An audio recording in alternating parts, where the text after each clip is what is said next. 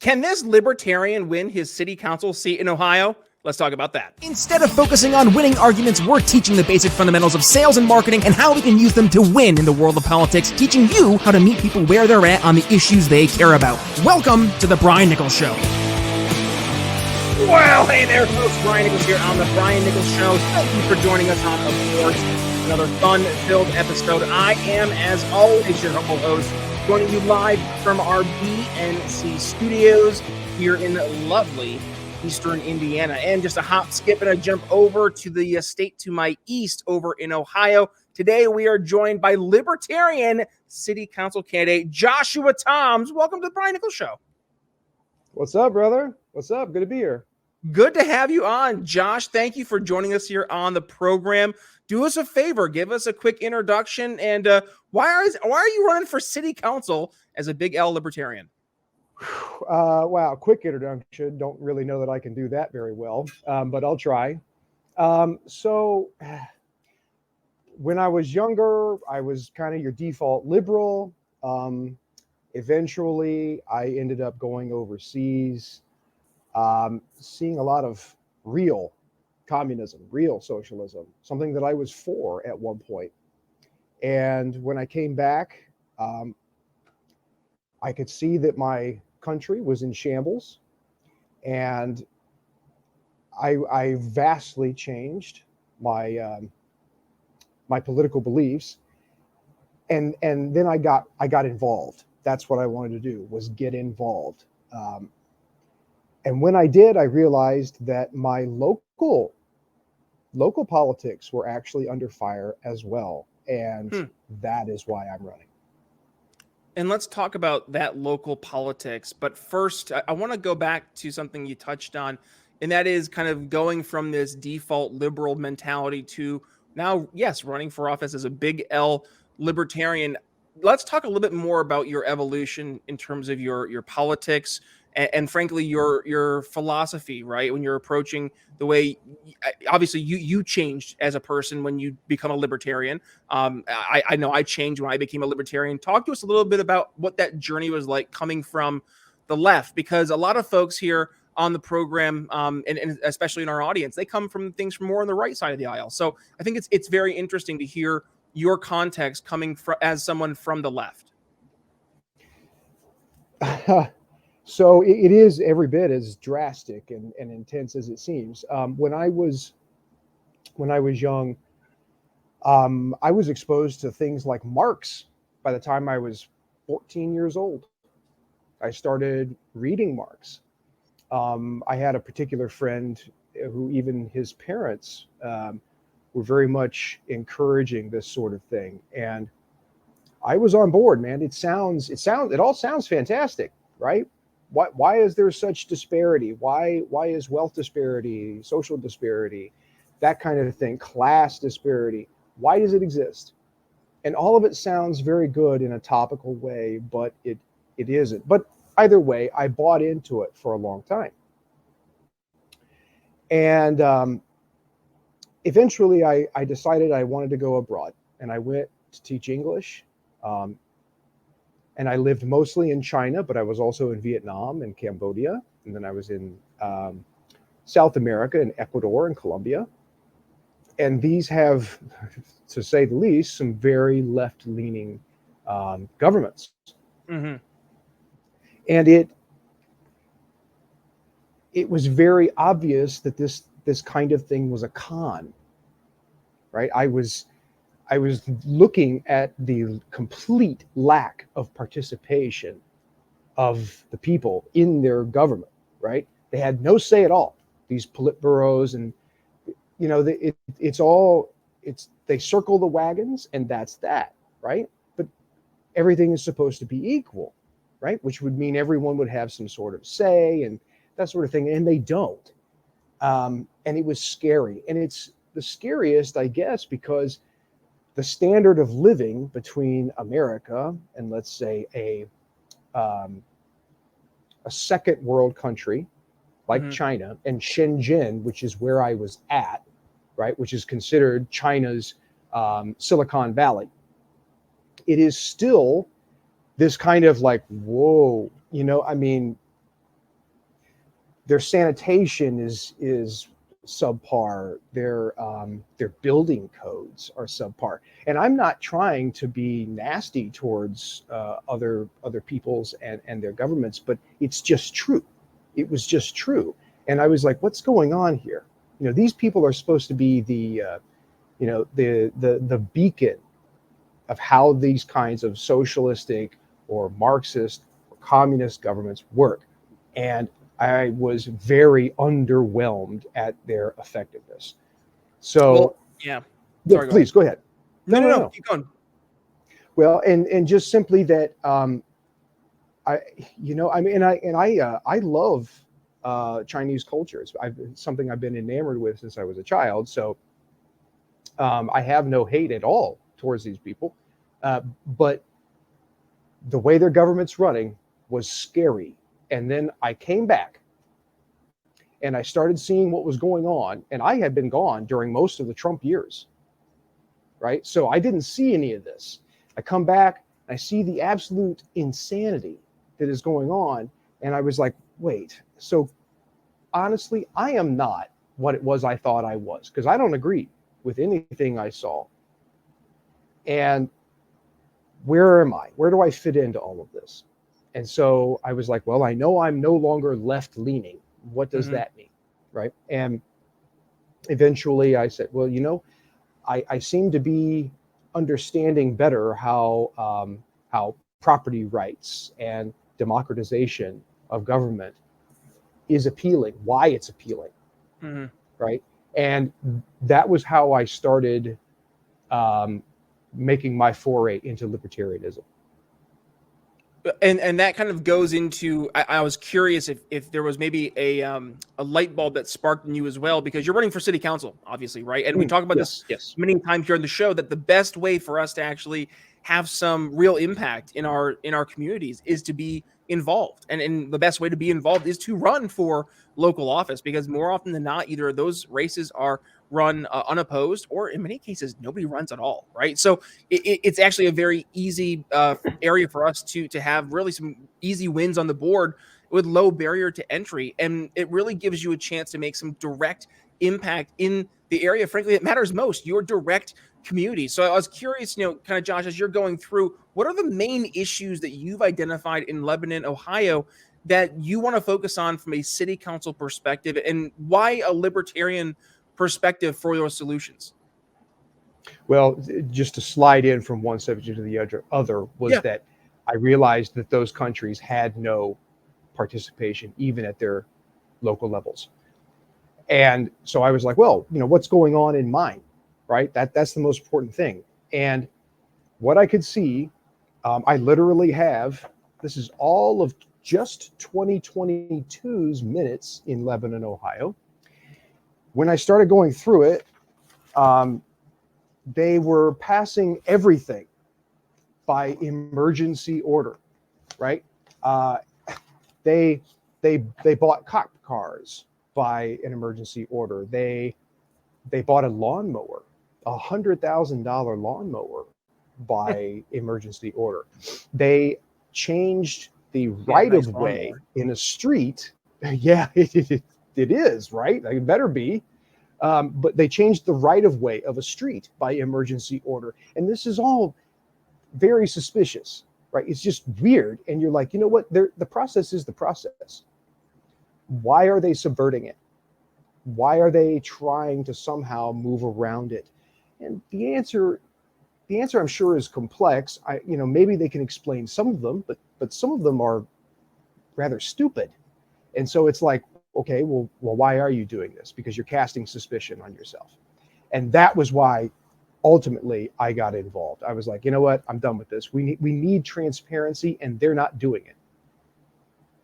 COVID got a lot of people involved in politics, got a lot of parents involved, frankly, in their school boards. That's where, Tiffany Justice and Moms for Liberty has really blown up, and they've been having a lot of success. It's really changed the conversations that people have been having, because I think COVID was the thing that we all experienced in some way, shape, or form. And it really made us test our limits, right? And frankly, how does that go forward, right? When everybody's being pushed to do something in some certain way, it creates some friction and division. So COVID though, for the people to actually get involved, it was really kind of the big domino to fall, the first one to get more and more people to have these conversations. But let's go ahead and talk about repealing tax credit ordinance 2016-078. Josh, what's that?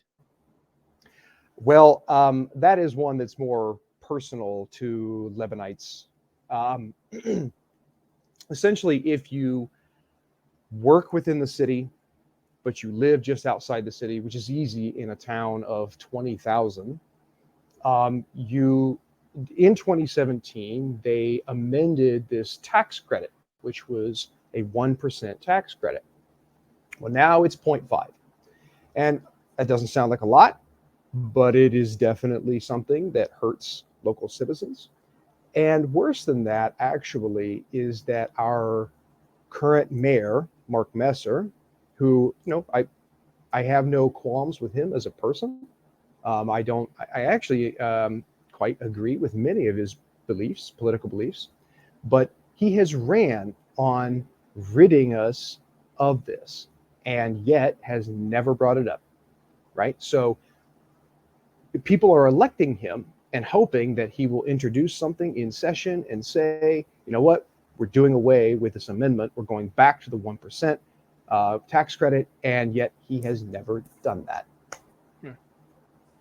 Interesting stuff. All right, Josh. I want to talk about another thing that's very, I think it's been hitting a lot more people personally more recently, especially as we've seen more and more states become sanctuary states as it pertains to the Second Amendment. Here we are in Indiana. I think we are a sanctuary state in that regards, open carry.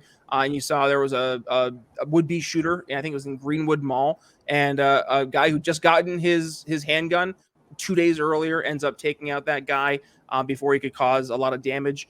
So you're seeing a lot of people now trying to take this to the local level, and that's something you proposed in Lebanon, Ohio. Give some context between making Lebanon, Ohio a 2A sanctuary state or city. First, and I didn't know that about the shooter there. That is, and I'm pretty plugged in, but I hadn't heard that. That's awesome. Yeah. So Lebanon actually became nationally famous for this abortion sanctuary or anti-abortion sanctuary. And for whatever people think about it, it didn't really do much, right? It wasn't something that was preventing anything because we don't have any abortion clinics within the city. So it got me to thinking. I mean, we're seeing some wins in 2A across the nation, but we are still hearing the rhetoric nationally that we're coming for our guns. They don't want 2A to be a thing, and it's like, wait, why? Because that is what this country is. So I basically said to myself, what is something that we could do in that sense that would actually do something? We want to use nullification. We want to make sure that we are doing everything that we can to make sure that these kinds of rights are protected. And so that is exactly why I said, you know what, this needs to be a Second Amendment sanctuary city, period. And it's just like you're going back to the Second Amendment, right? Like I don't know why that's even controversial to have that as kind of the starting off line. But let's talk about going to Second Amendment to the Fourth Amendment. We'll go two amendments up. In this case, talk to me about shot putter triangulation microphones and stingray devices as it impacts your average Lebanon, Ohio citizen. Wow. Government overreach is something that is out of control. So these kinds of technologies, like shot putter, the shot spotter triangulation shot spotter, and I'm sorry, I never remember the name of it. Sometimes I call it shot collar because that's hilarious. But it's a triangulation, right? They put them up on telephone poles or whatever, and they're intended to, if a gunshot goes off in the distance, they're saying, oh, well, we know where it happened. And almost always these technologies are funded by the federal government. The local governments apply for them, grants and that sort of thing. And then federal government says, sure, we'll give that to you for free, right? Here's this. Well, we do know, in at least in one instance, that they were basically just recording everything, not just gunshots. They were recording conversations, and then they turned around and they used it in a court case. So you could be standing next to a light post or whatever in your hometown, and suddenly, you're talking about something that, God knows what, and who cares, because government doesn't have the right to tell you what you can say, right? And then you're being charged, and this is evidence in a court case.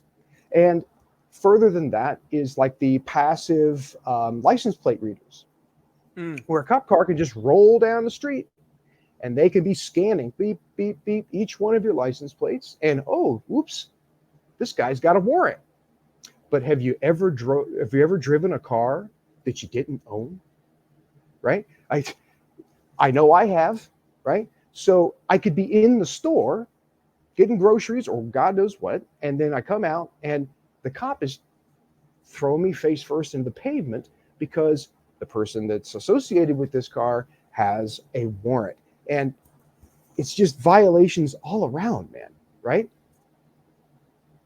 I don't think people realize the technology and how advanced it's getting, not only in the private sector, but also how government is then using that technology against us, right? The average citizen. Now, they can't go ahead and launch a state website or anything to save their lives, but they want to go ahead and figure out ways to, whether it's get the hard-earned tax dollars from average John Doe citizen, X, they'll go out of their way to make sure they spend oodles of money there. But that's a conversation for a different day. Josh, do us a favor. To the voters who are listening to today's conversation, specifically from Lebanon, Ohio, what's the case? Why should the average voter make the switch from Republican or from Democrat and vote for the big L Libertarian candidate in Joshua Toms? Oh my gosh. So Democrats don't do what they say. They claim bodily autonomy and that sort of thing, but we know what they do. Everything is bad to them. Everything is racist. Everything is bigoted and all this. But then the Republicans are supposed to be the kind of liberty, small government minded people, and they don't do what they say either, right? And here we are. I'm in a town that is very conservative, very red dominated, and yet we have this happening. We have my local government literally abusing their ability to skip over the legislative process to keep people from coming in and saying, you know what, I don't have, I don't like what it is you're saying. And so the libertarian, the big L here, is saying, you know what, we've had enough of this. It's transparency. I'm coming in. I'm saying, I'm going to say no to this kind of crap. The unanimous consent to these emergency orders, I will not consent to. It will be a vote no. It will be a vote no to taxes, any sort of tax levy, any sort of increase in taxes. That's why. Joshua Toms running for Lebanon, Ohio City Council. Big L Libertarian. Really appreciate you joining us here on today's episode. For final thoughts, I'll kick things off. Yes, this is the way to those of you who are party players here with the big L next to your name as libertarians. This is the way to actually have a path to success. I've talked about this many a time. I wrote an ebook back in January, How to Win Your Local Election, because it doesn't matter like how great your ideas are relative to candidate, red team or candidate blue team. If you're trying to run for a state office or for a federal office without having some wins already on the board, we have to build up the bench first, because that's how we establish trust with the average voter. And if you are, a successful business owner, or if you're a noted personality in your community and you have that big L next to your name, run for office, and actually show it can be done. And then helps establish that trust by building great libertarian policy for your community and make your community better. And then all of a sudden, the ideas less become ideas and become reality to the average voter. And then that can help propel your campaign or other libertarians' campaign to the next level. That's my final thoughts. Joshua, what do you have for us on your end? Wow, man. Totally agree, right? We cannot get ballot access in this state or that state, and we work so hard for it. And I appreciate all libertarians that work for that kind of thing. But when then the time to vote comes for the gubernatorial or whatever, there's no bottom. There's no grassroots. We have to lift up through grassroots. That is the way. Guys, I really need mailers. I really need signs. I need door knockers, right? If you could go to votejoshthoms.com, right, and donate. Seriously, this is real. We're going to do something, right? And every single community is important. It makes your community important. My community is important. Please help us out, man. We are trying to make this real. It's votejoshthoms.com. I will make sure we include those links in the show notes, folks. Thanks for joining us. If you got some value from today's episode, you know the drill. Go ahead and give it a share. When you do, please tag yours truly at B Nichols Liberty. Josh, where can folks go ahead and follow you and continue the conversation? On Twitter, it's at Toms for Lebanon. I think the same for Instagram and Facebook. So guys, please follow my awesome host, Brian. This has been great. Thank you. Absolutely. Josh, thank you for joining us. And folks, if you, again, got some value from today's conversation, beyond giving a share, I'm going to go ahead and give you an ask, and that is to please, if you're watching today's episode on YouTube, hit that like button and also hit the subscribe button. And when you're here, also hit that little notification bell so you don't miss a single time we go live. Or if you're watching us over on independent media like Rumble or Ben Swann's Sovereign, Sovren, well, thank you for supporting independent media. But also, if you're joining us here on Sovereign, well, congratulations. You're seeing today's episode before anybody else. It's your Sovereign exclusive. So if you want to go ahead and see today's episode before anybody else in the future, we'll make sure you go ahead and support Sovereign and support independent media like Ben Swann Sovereign. So other than that, by the way, today's episode is a podcast. If you head over to your favorite podcast catcher, search The Brian Nichols Show, whether it's Apple Podcasts, Spotify, YouTube Music, or elsewhere. Just find the show, hit download all unplayed episodes. It'll start you off at episode 1. And fast forward 745 episodes. We have some amazing guests that will leave you educated, enlightened, and informed, and it would also help the show out as well. So that's all I really have for you guys today. With that being said, thank you for joining us on today's episode. Brian Nichols signing off here on The Brian Nichols Show for Joshua Toms. We'll see you next time. Thanks for listening to The Brian Nichols Show. Find more episodes at briannicholsshow.com.